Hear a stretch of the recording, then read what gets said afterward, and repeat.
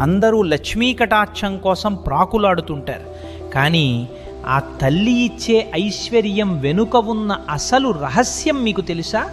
విష్ణుమూర్తి ఆ తల్లికి ఇచ్చిన వరంలో ఒక అద్భుతమైన మెలిక ఉంది.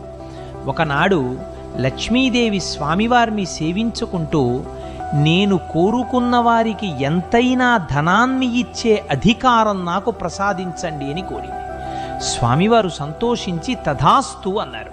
కానీ అక్కడ ఒక చిన్న నియమం పెట్టారు. లక్ష్మీదేవి ఎంత ఐశ్వర్యాన్ని ఇచ్చినా విష్ణుమూర్తి తలచుకుంటే దాన్ని మరుక్షణం వెనక్కి తీసుకోగలడు. ఇది గమనించిన సరస్వతీదేవి తమకు లక్ష్మి కంటే గొప్ప వరం కావాలని కోరింది.